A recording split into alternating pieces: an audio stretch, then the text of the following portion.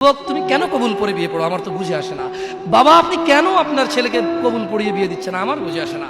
ভাই, আপনি কেন আপনার মেয়েকে কবুল পড়িয়ে বিয়ে দিচ্ছেন, আমার বুঝে আসে না।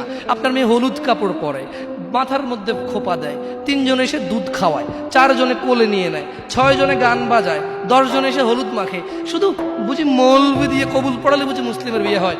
শুনুন, আপনার নবী মুহাম্মদুর রাসূলুল্লাহ সাল্লাল্লাহু আলাইহি ওয়াসাল্লাম কবুলের পদ্ধতি দিয়ে গেছেন, তাই কবুল পড়ায় মুসলমানের বিয়ে মনে করেন না। কিন্তু বাকি যেগুলো করেন এগুলো কার পদ্ধতি?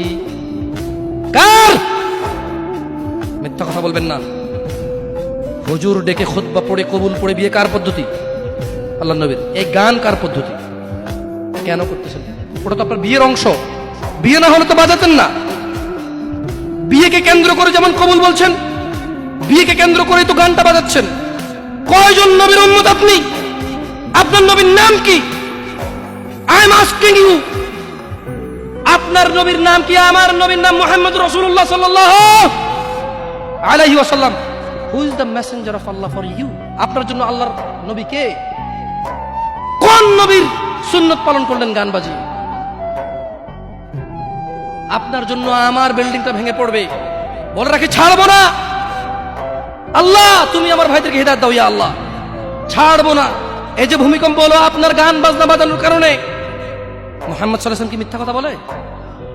কারা কারা হাত তোলেন তো যে মুহাম্মদ সাল্লাল্লাহু আলাইহি ওয়াসাল্লাম জানে না, মুহাম্মদ সাল্লাল্লাহু আলাইহি ওয়াসাল্লাম জানে না, এরকম কারা কারা স্বীকার করে?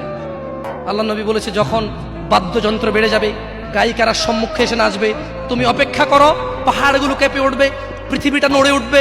জলজলা ইযা জুলজিলাতিল আরদু জিলজালাহা, যখন পৃথিবী প্রবল কম্পনে প্রকম্পিত হবে।